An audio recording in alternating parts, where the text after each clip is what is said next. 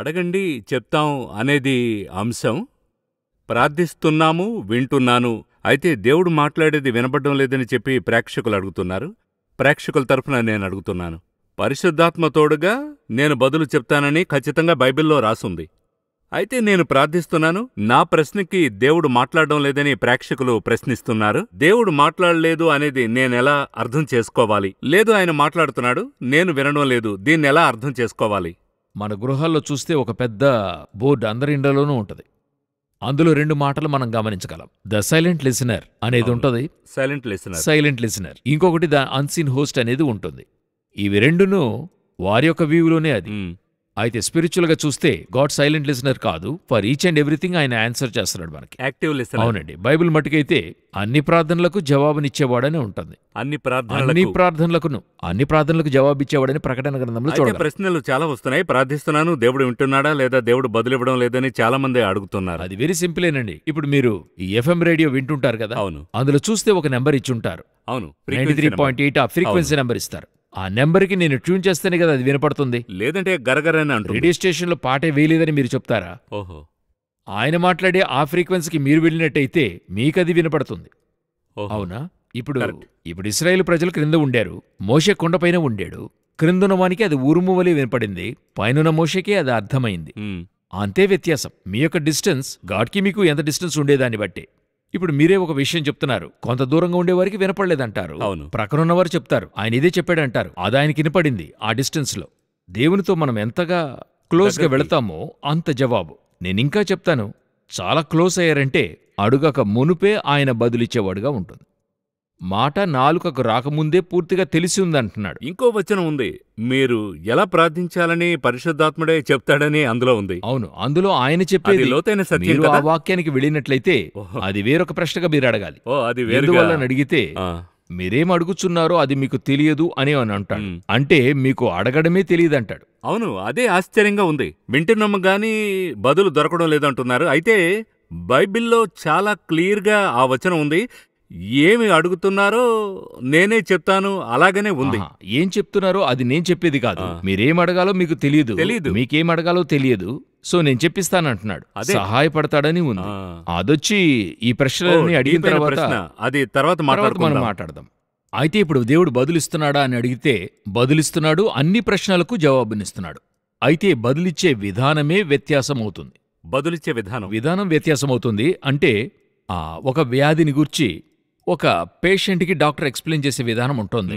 మీ సొంత మనిషి ఒక డాక్టర్ అయితే అతను డాక్టర్ దగ్గర ఏమైందని అడిగితే అతనితో ఎక్స్ప్లెయిన్ చేసే టర్మ్స్ వేరుగా ఉంటాయి. మీరు చూసే ఉంటారు, అవునా? ఇప్పుడు మనతో పచ్చకామర్లు అంటాడు, అతనితో హెపటైటిస్ బి అంటాడు. ఆ డిఫరెన్స్ ఉంది కదా. ఒకటే చెప్తున్నారు, బట్ వారికి చెప్పేదానికి వీరికి చెప్పేదానికి టర్మ్ డిఫరెన్స్ ఉంటుంది. నేనెంత దూరములో ఏ విధంగా దేవునితో ఉన్నానో నాకు తెలియజేయబడుతుంది. ఇప్పుడు ఉదాహరణకు చెప్తున్నా, దేవుడు మాట్లాడుతున్నాడు అన్నందుకు నేనెంతో ఆశ్చర్యపడిన వ్యక్తులు కొందరున్నారు. ఉదాహరణకు ఇప్పుడు దేవుడు నాతో మాట్లాడాడని చెప్తున్నారు కదా. దేవుడు ఎవరెవరితో మాట్లాడాడో చెప్తాను చూడండి. ఫరోతో మాట్లాడుతున్నాడు. ఓహో, దేవుడే తెలియని వానితో మాట్లాడుతున్నాడు. అంటే అతడు ప్రశ్న అడగలేదు, ఏది కూడా అడగలేదు, అయితే మాట్లాడాడు, అతనితో మాట్లాడాడు. తర్వాత నెబుకద్నెజరు దేవుని ఎరుగనివాడు. అయితే నెబుకద్నెజర్ ప్రశ్న అడిగాడు. ఇంకా చెప్పాలంటే నెబుకద్నెజర్ సాల్మన్ కట్టిన టెంపుల్ని ధ్వంసం చేసినవాడు. అయితే నెబుకద్నెజర్ ప్రశ్న అడిగాడు. నైట్ పడుకొనక ముందు ఒక విషయాన్ని యోచించి పడుకున్నట్టు బైబిల్ చెప్తుంది. మూడవది బెల్షస్సర్, నెబుకద్నెజర్ యొక్క కుమారుడు. అయితే బెల్షస్సర్తో మాట్లాడిన విధము నెబుకద్నెజర్తో మాట్లాడిన విధము డిఫరెంట్. అవును, అతనితో డ్రీంలో మాట్లాడుతున్నాడు, కాని ఇతనితో మానవ హస్తపు వ్రేలు రాసినట్టుగా ఉంటుంది. ఇతనితో మాట్లాడితే ఏ విధంగా అర్థమవుతుందో ఆయా విధాలుగా మాట్లాడుతున్నాడు. ఇప్పుడు యేసు పుడతాడు, ఆ మెసేజ్ని చెప్పాలి. మరియమ్మతో మాట్లాడుతున్నప్పుడు దేవదూత నేరుగా వచ్చి చెప్పాను అని ఉంటుంది. అయితే యోసేపుతో చెప్తున్నప్పుడు స్వప్నములో వచ్చి చెప్పినట్టుగా చూస్తున్నాం. అతనితో చెప్తే ఎలా అర్థం చేసుకుంటాడో ఆయనకి తెలుసు. వీరితో ఆయా విధానాల్లో చెప్తున్నాడు. సో దేవునికి ఎవరితో ఎలా మాట్లాడాలో తెలుసు. సో అలాగున్నప్పుడు ఎలా దేవుడు మాట్లాడలేదని చెప్పగలంటే ఆయనే మనల్ని సృష్టించాడు, ఆయన క్రియేటర్. సో ఆయనకి తెలుసు వీరితో ఇలా చెప్తే అర్థమవుతుంది, వారితో అలా మాట్లాడితే అర్థమవుతుంది. వారి యొక్క మనం ఉదాహరణకు చెప్పాలంటే వారి జనరల్ నాలెడ్జ్ లాగా వారి స్పిరిచువల్ నాలెడ్జ్ అనేది ఉంటుంది. ఈ స్పిరిచువల్ నాలెడ్జ్ ఉన్న వారితో ఇలా మాట్లాడితే అర్థమవుతుంది. ఒక దగ్గర విత్తనాన్ని గురించి మాట్లాడుతున్నాడు, ఉపమానం చెప్తున్నాడు. ఒక దగ్గర అయితే ద్రాక్ష తోటను గురించి చెప్తున్నాడు. ఒక దగ్గర చెప్తున్నప్పుడు ఒక దగ్గరైతే గొర్రెపిల్ల వధించబడటం దాని గురించి మాట్లాడుతున్నాడు. అప్పుడు దేవుడు ఎవరితో ఎలా మాట్లాడితే అర్థమవుతుందో అలా మాట్లాడేటువంటి దేవుడు. ఆయన సైలెంట్ లిజనరే కాదు, ఆయన అన్ని చోట్లను అడిగే అన్ని ప్రశ్నలకు జవాబిచ్చేవాడు. ప్రకటన గ్రంథం అలాగే చెప్తుంది, ఆయన అన్ని ప్రార్థనలకు జవాబిచ్చేవాడని. ఆ కీర్తనలు చెప్తుంది, ప్రార్థన ఆలకించువాడా సర్వశరీరులు నీ యొద్దకు వచ్చెదరు అని ఉంటది. మరి ఆయన ప్రేయర్ ఆలకించేవాడని బైబిల్ చెప్తుంది. అలాగుంటున్నప్పుడు ఎందుకు వీరి ప్రశ్నకు జవాబు అందలేదన్నందుకు ఒక ప్రాసెస్ ఉంది. అది మనం తెలుసుకుంటే అన్ని ప్రశ్నలకు జవాబు పొందడం. ఇప్పుడు ఆ ప్రాసెస్ని ఎక్స్ప్లెయిన్ చేసే ముందు నేనొక ప్రశ్నగా అడుగుతాను. ఇప్పుడు బైబిల్లో ఉన్న క్యారెక్టర్ గురించి చెప్పారు, నేను నేరుగా అడుగుతున్నాను, మీతో మాట్లాడా? మీ దగ్గర పర్సనల్గా ఇది దేవుడు నాతో మాట్లాడాడని కరెక్ట్గా తెలిసిన అనుభవం ఏదైనా ఉంది? అంటే ఆ దేవుడొచ్చి ముఖాముఖిగా చూశానని చెప్పను, అది నేను చెప్పను, అలా కాదు, ఆ అనుభవం లేదు. ఇప్పుడు నేను మీరు అడిగినట్టుగా నేను ఎందుకు ఈ ప్రశ్న వేస్తున్నానంటే, మనం దేవుడు చాలా మాట్లాడాడని చెప్తున్నాం, నేను పర్సనల్ గా వస్తున్నాను, అందుకని ఈ ప్రశ్న వేస్తున్నాను. ఎక్స్పీరియన్స్ నేను చెప్తాను. ఇప్పుడు ఈ మినిస్ట్రీకి నేను రావాలి. వస్తున్నప్పుడు 2004లో దేవుడు నాతో మాట్లాడుతున్నాడు. దానికి ముందు మీరు సెక్యులర్ జాబ్ చేస్తున్నాను. సెక్యులర్ జాబ్లో నేను అబ్రాడ్లో ఒక దగ్గర నేను వర్క్ చేస్తున్నాను. వర్క్ చేస్తున్నప్పుడు నాకు ఒక ప్రమోషన్ వస్తుండింది ఆ ఆఫీసులో. ఆ ప్రమోషన్ ఏంటంటే ఆ యొక్క అవుట్లెట్కి నన్ను వచ్చి మేనేజర్గా మారుస్తున్నారు. సో నేనప్పుడు ఆ టైంలో ఉంటున్నప్పుడు నేను ఆ నైట్ కృతజ్ఞతా ప్రార్థన చేస్తున్నాను. అవును, ఒక ప్రమోషన్ దొరికింది. ఏంటంటే నాకు దొరకకూడని అవకాశం దొరికింది. దొరికినప్పుడు నా మటుకైతే దేవుడే ఇచ్చాడు కదా. అవును, అప్పుడు దేవుడిచ్చినప్పుడు ఆ రాత్రి కృతజ్ఞత తెలియజేస్తున్నాను. ఎప్పుడు నైటు, ఎందుకంటే అప్పుడు నిజం చెప్పాలంటే నాకు అక్కడ ఒక ఫ్రెండు లేడు, ఎందుకంటే నేనున్న స్థలంలో 100% బ్రిటిషర్సే ఉండేవాళ్ళు. అవును. సో అక్కడ నేను ప్రార్థన చేస్తున్నప్పుడు ఆ రోజు రాత్రి దేవుడు నాతో చెప్తున్నాడు, ఈ పనిని క్విట్ చేసి నువ్వు ఇండియాకి వెళ్ళమని చెప్తూ ఉన్నాడు. ఇప్పుడే ప్రమోషన్ వచ్చింది. ఇది క్విట్ చేసి ఇండియాకి వెళ్ళమని చెప్తున్నాడు. ఇప్పుడు ఇది దేవుడు మాట్లాడుతున్నాడు అనేది నేను ఎలా కన్ఫర్మ్ చేయగలను? మంచి ప్రశ్న. అవును, ఎందుకంటే ఇచ్చింది దేవుడే. అవును.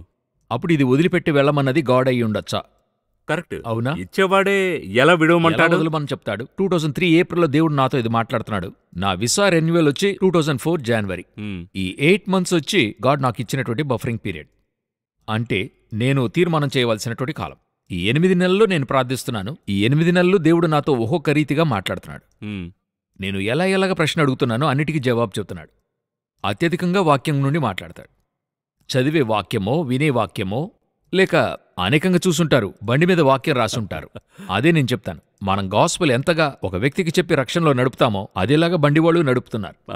ఆటో ఉంచుకున్నవారు వెనుక వాక్యం రాసుంటారు. అది చూసి దేవుని అంగీకరించిన వారు అనేక మంది. అటువంటి వారి సాక్ష్యం వింటే ఆ వాక్యం నాతో మాట్లాడిందంట. అవును. అవునా? అందువల్ల ఆ వాక్యం నిత్య జీవ వాక్యం అని చెప్తున్నాం. లివింగ్ వర్డ్, బ్రతికించే వాక్యం అంటున్నాం. సో అప్పుడొచ్చి ఆ వాక్యం నాతో మాట్లాడుతుంది. ఇటువంటి కార్యాలు దేవుడు చెప్తున్నాడు, ప్రేరేపిస్తున్నాడు.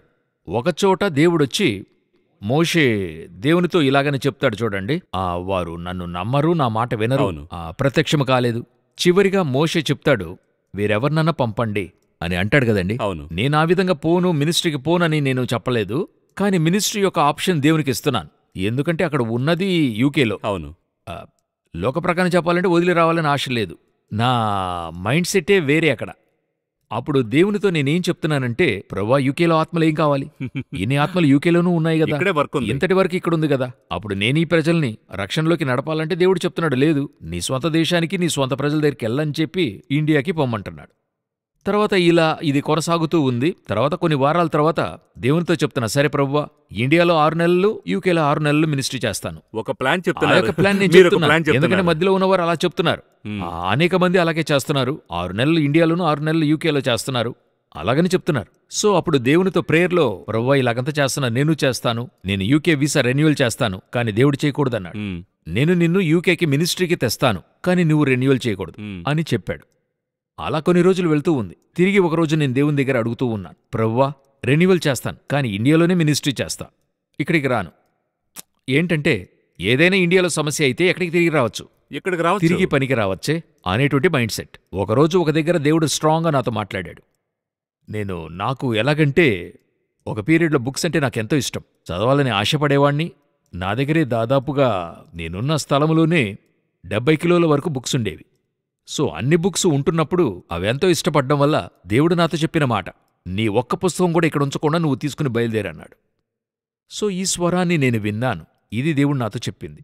ఆ విధంగా దేవుడు నాతో వెవ్వేరు రీతుల్లో మాట్లాడడం జరిగింది. మరి అదే 20 సంవత్సరాల క్రితం దేవుడు నాతో మాట్లాడింది 2003లో మాట్లాడాడు. ఆల్మోస్ట్ ఇప్పుడు 21 ఇయర్స్ అవుతుంది. ఈ 21 ఇయర్స్ను ఆ రోజు ఆయన మాట్లాడిన మాటే నాకు బేస్మెంట్గా ఉండింది. అదే ఆదరిస్తుంది. ఆసరా, నాకు స్ట్రాంగ్ హోల్డ్ అదియే.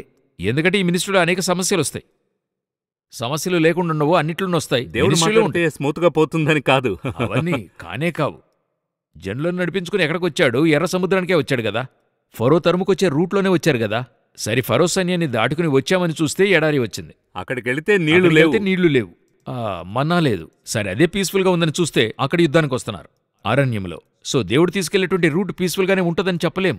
అలాగుంటుంది, వేరే సమస్య ఏది ఉండదు, దేవుడు స్మూత్గా నడిపిస్తారని చెప్తారు కదా.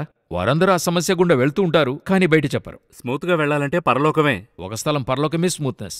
అప్పుడు ఇలాగుంటున్నప్పుడు, ఈ సమస్యలు వస్తున్నప్పుడు ఈ గాడ్ మాట్లాడిన శబ్దం ఉంది గదా, అది ఏ స్ట్రాంగ్ హోల్డ్ మనకి. దేవుడు చెప్పిన ఈ మాటను గట్టిగా పట్టుకున్నాను. మీరే పిలిచి తెచ్చారు గదా. ఇక్కడ సమస్య వస్తుంది గదా. ఒక సమస్య వచ్చినప్పుడు పరిచర్యని ఆపమని చెప్పి సేవ చేయకూడదని భయంకరంగా ఒక పెద్ద కూటమి ఎదురొచ్చినప్పుడు దేవుడు ఒకరి ద్వారా నాతో చెప్పిన మాట. వారందరూ ఏం చెప్తున్నారు చూడు, నిన్ను గూర్చి ఏం మాట్లాడలేదు, నీ పరిచర్యను గూర్చి మాట్లాడుతున్నారు. నీ సేవనాపు, నీ పరిచర్యను ఆపు అని చెప్తున్నారు. దాని ఉద్దేశం ఏంటంటే, నువ్వు మినిస్ట్రీ చేయకూడదనేది వాళ్ళ ఉద్దేశం. నీకు మినిస్ట్రీ ఇచ్చింది నేనే చెప్పాలి, నువ్వు మినిస్ట్రీ చేయకూడదనేది. ఇలాగా దేవుడు నాతో 10 సంవత్సరాల తర్వాత ఒక ముఖ్యమైన స్థలంలో నేనున్నప్పుడు దేవుడు నాకు తెలియజేసిన విషయం. ఈ విధంగా దేవుడు నాతో మాట్లాడాడు. పలు సమయాలు వాక్యంతో మాట్లాడాడు. మా సంఘములో బోధకుల సందేశము ద్వారా నాకు దేవుడు తెలియజేశాడు. నాతో కూడా నేరుగా దేవుడు మాట్లాడాడంటే 2-3 సార్లు ఇటువంటి సంభవం ద్వారా దేవుని స్వరాన్ని వినగలిగాను. ఈ విధంగా దేవుడు నాతో మాట్లాడిన విషయం. ఇప్పుడు నేను తిరిగి దానియేలు పుస్తకానికి వస్తున్నాను. దానియేలు పుస్తకంలో పలు ప్రశ్నలున్నాయి. అయితే దానియేల్ క్యారెక్టర్ చాలా గొప్ప క్యారెక్టర్.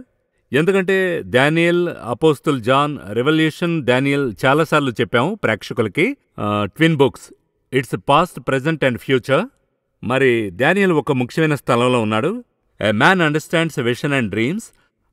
ఆ ప్రశ్నకు ముందు చాలామంది చెప్తారు, నేనిది కలలో చూశాను, 1 నెల క్రితం ఇది వచ్చింది, అదెలా జరిగిందని అంటారు.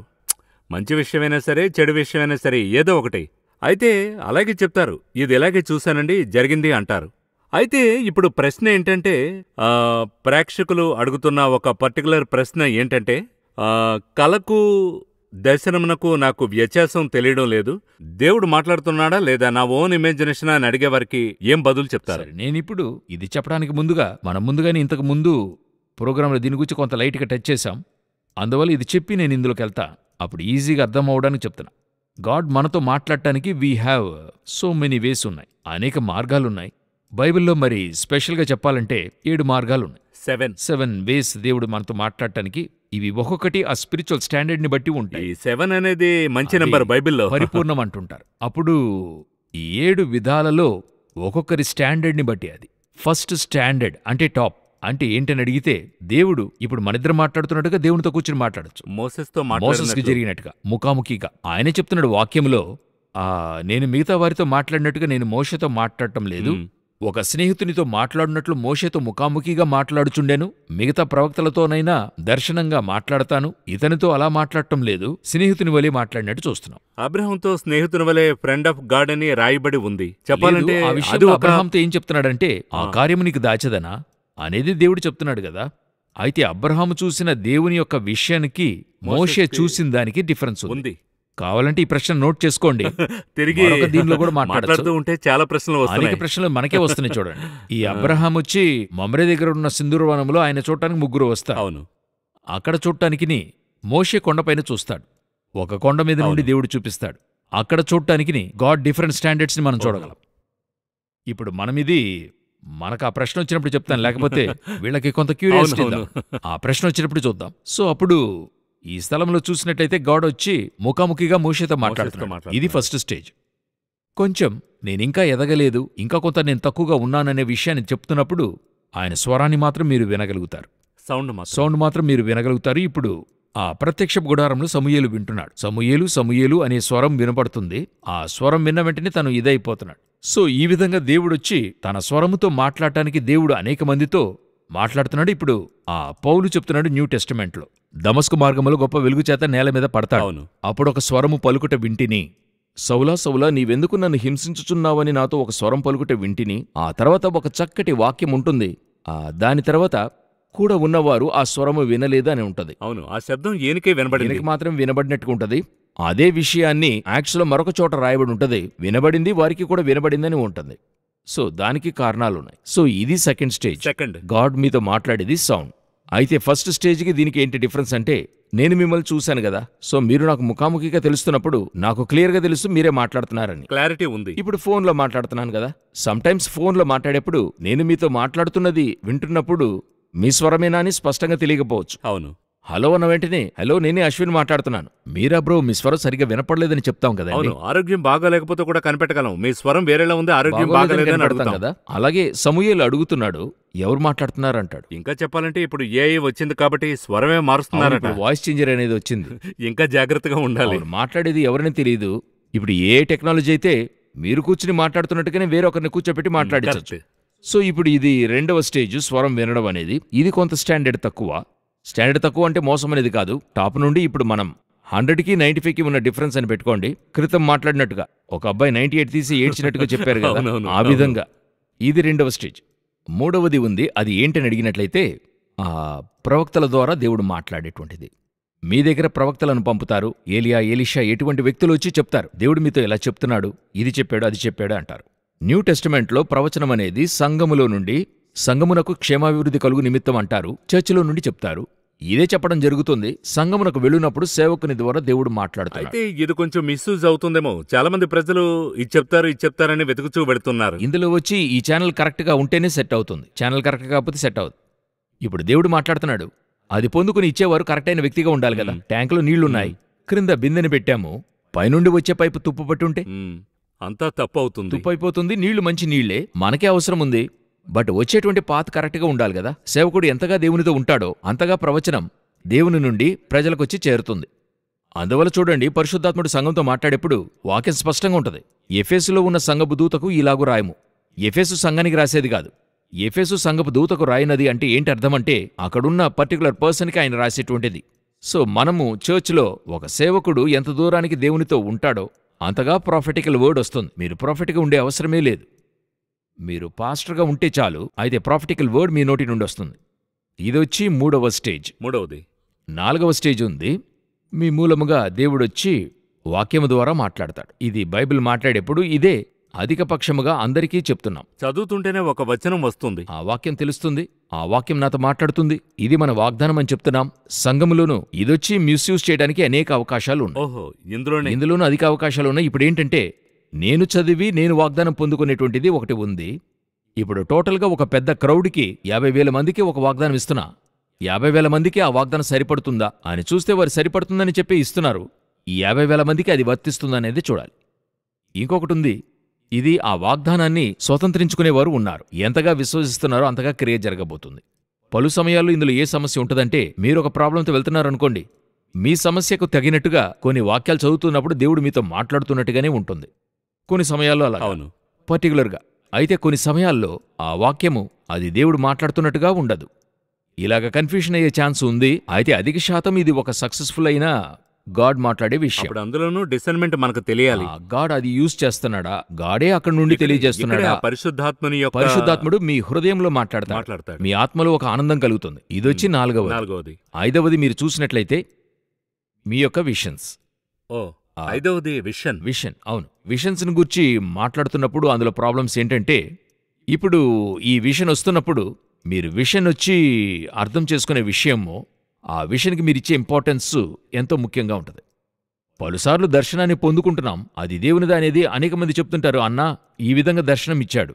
నేను కొందరి వారి పేరును చెప్పను, ఒక సేవకుడు, అనేక మంది ఉన్నారు. ఒకరైతే ఒక్కొక్క మీటింగ్లోనూ నేను దర్శనం చూశానంటాడు. సరేనా, ఒక దర్శనం నేను చూశాను, హెవెన్ నాకు చూపించింది.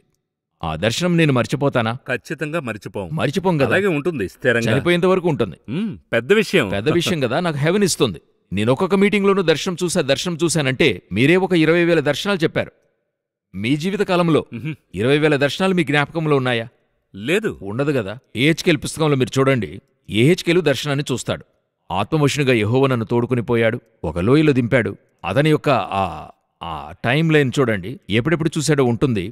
ఒక దర్శనానికి మరొక దర్శనానికి మధ్యలో కనీసం 6 నెలల డిఫరెన్స్ ఉంటుంది. అతడే చెప్పుంటాడు. 30వ సంవత్సరం 4వ నెల 5వ దినం. ఆ యొక్క 4వ నెలలో 5వ దినమున దేవుడు నాతో మాట్లాడాడు. ఇప్పుడు ఈ దర్శనాలని ఒకదాని వెనుక ఒకటి చూడండి. వారి లైఫ్లోనే మొత్తంగా 3, 4 లేక 5 దర్శనాలు చూసుంటారు. మొత్తంగానే దానినే వారు ఎక్స్ప్లెయిన్ చేసుంటారు. ఇప్పుడు 37వ అధ్యాయం ఉంది. అది ఎముకలతో నిండి ఉన్న లోయలోని దర్శనం. ఆ ఒక్క దర్శనాన్ని చూస్తున్నాడు. ఆ ఎక్స్ప్లెనేషన్ ఆ అధ్యాయం అంతటా ఉంది. అదేలాగా 38వ అధ్యాయంలోనూ 39వ అధ్యాయంలోనూ ఒక దర్శనం చూస్తున్నాడు. ఆ దర్శన వివరము 2 అధ్యాయాల్లో ఉంటది. అయితే ఈరోజు మనం దర్శనం అనే పేరులో ఒక్కొక్క మీటింగ్లోనూ ఇది చాలదనక ఒక్కొక్కరికి ప్రార్థన చేసేప్పుడు, ఇది చాలదనక ఒక్కొక్కరి ఇంటికి వెళ్ళినప్పుడు కొంతమంది వచ్చి కూర్చున్న వెంటనే మనం అడగము, వాళ్లే ప్రార్థించి దేవుడు నాకు ఇది చూపిస్తున్నారంటారు. అది మంచి విధంగా చెప్పేవాళ్ళు ఉంటారు, భయపెట్టి వెళ్లేవారు కూడా ఉంటారు. మీ ఇంట్లో ఒక పామును చూశాను. ఆ డీజే అంకుల్ ఒక మాట చక్కగా చెప్తారు. వారి మెసేజ్లు చెప్పారు. సేవకుడు నా ఇంట్లో ఇది ఉంది అని చెప్పి భయపెట్టేవాళ్ళు అవసరమే లేదు. అది ఎవరైనా భయపెట్టి వెళ్తారు. అలాగూ ఉంటే అది తీసి ఆ ఇంటికి నెమ్మదిచ్చేవాళ్ళు ఇప్పుడు అవసరం. ఈరోజు అనేకులు జనులనొచ్చి భయపెట్టే దర్శనం. ఇలా చూస్తున్నాను, ఒక పెద్ద పాము అట్లే మీ తలను పట్టుకోవడానికి వస్తుంది. అది ఎట్లా పట్టుకోవడానికి వస్తుంది? మొదట ఏమడుగుతున్నానంటే, పాము తలని దేవుడు చితక్కొట్టాడే. ప్రకటన గ్రంథంలోనైతే దానికి తోకే ఉంది, తల లేదు. ప్రకటన గ్రంథంలో అలాగే ఉంది.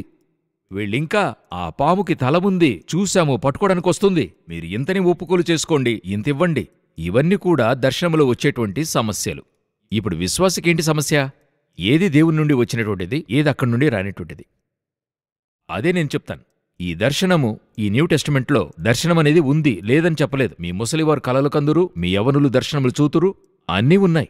అయితే మీరు దేవుని యొద్ద చూసే దర్శనాలు మిమ్మల్ని నిద్రపోనివ్వదు. అది మీతో మాట్లాడుతుంది. ఇంకొకటి, మీకు దర్శనమిచ్చినప్పుడు అది వివరించక దేవుడు వదిలిపెట్టాడు. ఎందుకంటే కన్ఫ్యూజ్ చేసే దేవుడే కాదాయన. ఆ వివరాన్ని ఇచ్చేంతవరకు దేవుడు మీకు నెమ్మదిని ఇవ్వడు. సో దర్శనమన్నది మరొక స్టేజ్. దీని తర్వాత ఉండే 6వదైతే డ్రీమ్స్, స్వప్నములు అని అంటాం. ఇది ఎందుకు 6వ స్టేజ్కి వస్తుందంటే, ఇది అందరికీ వస్తుంది. నెబుకద్నెజరుకు వచ్చింది. అది దేవుడిచ్చిన ఇన్బిల్ట్ మ్యాన్లో ఒక డ్రీమ్ అనేది ఉంది. ఈనాటి వరకు సైన్స్ ఓడిపోయే విషయాలలో ఒకటి డ్రీమ్స్. డ్రీమ్స్ ఎలాగ ఏర్పడుతున్నాయన్నది సైన్స్ ఈనాటి వరకు ఏం చేయలేకపోయింది, కనిపెట్టలేకపోయింది. ఎలా ఏర్పడుతుందన్నది తెలియదు. వాళ్ళింకా ఏం చెప్తున్నారు, బిడ్డ పుట్టి ఒక 3, 4 లేక ఒక వారం 10 రోజుల తర్వాత బిడ్డ వచ్చి నిద్రలో నవ్వుతుంటది. యూజువల్గానే అనేక బిడ్డలు నిద్రలో నవ్వుతుంటారు. మనవాళ్ళు ఏం చెప్తుంటారంటే, వారు దేవదూతల్ని చూస్తున్నారు, వారికైనా దూతల్ని వారు చూస్తున్నారు, అందువల్ల అలా నవ్వుతున్నారని చెప్తారు. కానీ డాక్టర్స్ ఏమంటున్నారంటే, అప్పుడే వారికి డ్రీమ్స్ ఏర్పడటం మొదలవుతుందంట. ఇనిషియేషన్. ఆ డ్రీమ్ని ఫస్ట్ చూసేప్పుడు తనలో తనకు ఆ సంతోషం వస్తుంది, అందువల్ల నవ్వుతుందంటారు. అయితే ఆ డ్రీమ్ ఎలాగ ఏర్పడుతుంది, ఎందువల్ల ఏర్పడుతుంది? ఆ బిడ్డ ఇంకా ఎటువంటి అనుభవాన్ని పొందలేదే. మరి చిరునవ్వు నవ్వే బిడ్డ ఏడుస్తూ ఉంటే మనం ఇప్పుడు ఫోన్ తీసి వాడి చేతికి ఇచ్చేస్తాం. అది సో ఆ డ్రీమే పోయింది, అన్నీ ముగిసిపోయాయి. ఇప్పుడు వాళ్ళ డ్రీమే కాల్చేదానిలో ఉంది. కళ్ళు మూస్తేనే కాల్చేవి వస్తున్నాయి. అయితే పిల్లలు ఆ డ్రీమ్ ఎక్కడ ఏర్పడుతుంది, ఎలా తనలో వస్తుంది అనేటువంటిది ఇంకా సైన్స్లో క్రొత్తవిగానే ఉన్నాయి. అనేక విషయాలున్నాయి కదా. ప్రాణం పోయిందంటున్నారు.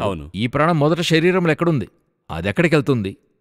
అన్ని అవయవాలు బాగానే ఉన్నాయి. అయితే ప్రాణం పోతే అన్నీ పోతున్నాయి. దానికి మెడికల్గా ఒక టర్మ్ చెప్తున్నారు, కార్డియాక్ అరెస్టు లేదా heart attack, what ever it is మీరు చెప్పుకుంటున్నారు.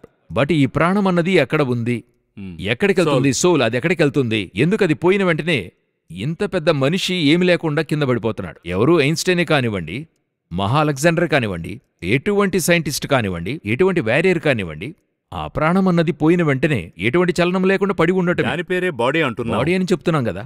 సో అది సైన్స్లో అర్థం కాని విషయాలు కొన్ని ఉన్నాయి. అందులో ఒకటి డ్రీమ్స్. అయితే ఈ డ్రీమ్స్ అన్నవి అందరికీ వస్తాయి, అంతమందికి వస్తాయి. ఇందులో దేవుడు మీకు ఇచ్చినటువంటి డ్రీమ్స్ ఏంది? ఇది డిఫరెన్షియేట్ చేసి చూడాలి మీరు. మంచి ప్రశ్న. అవునా? కరెక్ట్. ఇప్పుడు వాక్యం ఏమంటుందంటే, విస్తారమైన పనిపాటుల వలన స్వప్నం పుట్టును అని ఉంటుంది. చాలా సమస్యలు తలెత్తితే ఆ అంతరంగ మనసులో మీ యొక్క అన్కాన్షియస్ మైండ్లో ఉంటుంది, సబ్ కాన్షియస్ మైండ్లో ఉంటుంది. సో అది ఏం చేస్తుందంటే, కొన్నిసార్లు మీకు తెలియకుండానే కొందరిని చూసారా, ఆ మంచంలో పడుకుని ఉంటారు. అయితే వాళ్ళని చూసినట్లయితే ఆ స్వప్నములో నాకు జరిగింది, అందువల్ల నేను చెప్తున్నా. స్వప్నములో అట్లాగే ఒక గొప్ప కట్టడం పైకి తీసుకునెళ్తారు, యుద్ధం జరుగుతుంది, పైనుండి క్రిందకి అలా తోయడం జరుగుతుంది. అయ్యో అని క్యాకేసి కింద పడితే చూస్తే మంచం నుండి క్రింద పడి ఉంటాం. లేచి చూస్తే మనకి అట్లే ఒళ్ళు చెమట పట్టుంటది, అలాగుంటది. నిజంగానే ఒక సంభవం జరిగినట్టుగా ఉంటుంది. అయితే అదొచ్చి చూస్తే మంచం నుండి క్రింద పడి ఉంటాం. కొంతమందికి ఎగ్జామ్ ఫీవర్ వస్తుంది. ఎగ్జామ్ ఫీవర్ ఉంటాయి, చాలా ఉంటాయి చూడండి ఇటువంటి విషయాలు. అప్పుడు ఈ డ్రీమ్లోనే చాలా డిఫరెన్స్ ఉంటాయి. విస్తారమైన ఒత్తిళ్ల వల్ల కలుగుతుంది. అవును. అదే సమయంలో దేవుడిచ్చేది కూడా వస్తుంది. సో దేవుడిచ్చే డ్రీమ్కి మనకొచ్చే డ్రీమ్కి వ్యత్యాసం ఎలా కనుక్కోవాలి? మీకు చెప్తున్నాను, అది సోల్కి మీకు ఉన్న రిలేషన్షిప్. మరి ఇప్పుడు చూడండి, నెబుకద్నెజర్కి స్వప్నం కలిగింది. అతని వల్ల నిద్రపోలేకపోయాడు. చూడండి, నిద్రపోలేదు, కలను కూడా మరిచిపోయాడు. అంతలో అదే పెద్ద విషయం. నేను చాలా ఆశ్చర్యపడిన విషయం ఏంటంటే, ఒక స్వప్నము నన్ను ఏదో చేస్తూ ఉంది. అయితే అది ఏదై ఉన్నదో నాకు తెలియలేదు. దానికి రీజన్ ఉంది. అది ఏంటని అడిగితే, ఇప్పుడు ఆ స్వప్నం ఏంటన్నది ఇతను చెప్తే అంతమంది కూడా దానికొక వివరణ ఇచ్చి ప్రతి ఒక్కరు ఏదో ఒకటి చెప్తారు. అందరూ ప్రారంభిస్తారు. అందువల్లనే నెబుకద్నెజరు చెప్తాడు, మీరు చూసి కాలహరణం చేస్తున్నారు, అందువల్ల అవన్నీ కాదని చెప్తాడాయన. ఇది దానియేలు కొరకు దేవుడు చేసింది. స్వప్నాన్నిచ్చి అది మరో చేసి, కాని ఆ ట్రేస్ మాత్రం అలాగుంచాడు. అది అట్లే తనలో ఉంది. ఏదో ఉందని కొంతమంది చెప్తారు. ఈ చోట ఆ పేరుందండి కాని బయటికి రావట్లేదంటారు. అవునండి, కొన్నిసార్లు మనసులో ఉందండి కాని రావట్లేదు, కాని ఉంది. మెదడులో తడుతుంది కాని చెప్పలేకపోతున్నాం, జ్ఞాపకం లేదు. ఆ విధంగానే నెబుకద్నెజర్కి అయింది. అప్పుడు ఈ స్వప్నాన్ని దేవుడు వివరించేంతవరకు తనను వదిలిపెట్టాడు. ఫరోకొచ్చిన స్వప్నము అదేవిధంగా తనకొచ్చింది. జోసఫ్కొచ్చిన స్వప్నం, పాత నిబంధన జోసఫ్ కానివ్వండి, న్యూ టెస్టిమెంట్ జోసఫ్ కానివ్వండి, వారిలో వచ్చేటువంటి స్వప్నం. అదేవిధంగా మరి పేతురుకొచ్చినటువంటిది. అవును. ఇవన్నీ కూడా వెరీ ఇంపార్టెంట్. ఈ స్వప్నములన్నీ అది దేవుడిచ్చేదిగా ఉంటుంది. దేవుడు మాట్లాడతాడు, అందులోకైనా రిజల్ట్ బయట తెలుస్తుంది పలు సమయాల్లో. కానీ అది దేవుడిచ్చేటువంటిది. కొన్నిసార్లు మీరు ఏమి యోచించి పడుకుంటారో అది స్వప్నంగా వస్తుంది, అది మరొక సమస్య. కొందరు నాతో మాట్లాడేప్పుడు చెప్తారు, వారు నాకు ఇది విరోధంగా చేయడం చూశాను, ప్రభువు చూపించాడు. ఎలా చూపించాడు? నాకు విరోధంగా శ్మశానంలో ఏదో చేస్తున్నారు. వాక్యమేం చెప్తుందంటే, నిజముగా యాకోబులో మంత్రము లేదు, ఇశ్రాయేలులో శకునము లేదు, చేయలేరని చెప్తుంది. వీరు చేస్తున్నారనే అంటున్నారు. అగెన్స్ట్ వర్డ్ ఆఫ్ గాడ్ ఇది ఫస్ట్. రెండవ సమస్య ఏంటంటే, ఈ స్వప్నం వచ్చి ఎవరైనా ఏదైనా మీతో చెప్పి వెళ్ళిపోతారు. బ్రదర్, మీకు అనేక విరోధులున్నారు కాబోలు, నేను ప్రార్థించాను, దేవుడు చూపించాడు, మీ కొరకు కొంచెం అంటారు. ఇది నిజంగా చెప్పేవాళ్ళు ఉంటారు. అయితే ఇది ఉంచుకొని మిమ్మల్ని తమ కంట్రోల్లో తీసుకునేవాళ్ళు ఉంటారు. మనం జాగ్రత్తగా ఉండాలి, చాలా జాగ్రత్తగా ఉండాలి. స్వప్నం చివరిగా ఒకటుంది, ఇదే 7వదనుకోండి. అది ఏంటంటే, దేవుడు వీటిలో దేని ద్వారా మీతో మాట్లాడలేకపోయాడనుకోండి, మీరు ఏ స్టాండర్డ్లోనూ లేరు, బట్ దేవుడు ఏదో మీతో స్పర్శిస్తున్నాడు. నాన్ బిలీవర్స్ చేత మాట్లాడతాడు. ఓహో. బిలాముతో ఎవరు మాట్లాడారు? గాడిద మాట్లాడింది. ఎందుకంటే గాడు చెప్పి వినలేదు. చివరిగా మాట్లాడటానికి ఒకే దారి ఉంది, గాడిద ద్వారా దేవుడు మాట్లాడాడు. ఇదే నాన్ బిలీవర్స్ ద్వారా మాట్లాడేది. సో ఈ విధంగా దేవుడు ఏం చేస్తున్నాడంటే, 7 రీతుల మాట్లాడుతున్నాడు. 7 విధాలుగా దేవుడు మాట్లాడే అవకాశం ఉంది. మొత్తంగా చెప్పేదేంటంటే, దేవుడు మాట్లాడలేదు అని చెప్పకండి, ఎన్ని విషయాలున్నాయి, దయచేసి అండర్స్టాండ్ చేసుకోమని చెప్తున్నారు. చాలా సంతోషం బ్రదర్ జగన్. మనకింకా చాలా ప్రశ్నలున్నాయి. మరో కార్యక్రమంలో మనం దానియేల్ డ్రీమ్స్కి విషయానికి వచ్చేద్దాం. ముఖ్యమైన విషయం, నేను చాలా వెయిట్ చేస్తున్నాను. ఈ కార్యక్రమంలో దీన్ని ఫౌండేషన్గా ఉంచుకుందాం. మరో బ్రాడ్కాస్ట్లో కొన్ని లోతైన ప్రశ్నలతో ఎంటర్ అవుదాం. Thank you and God bless you.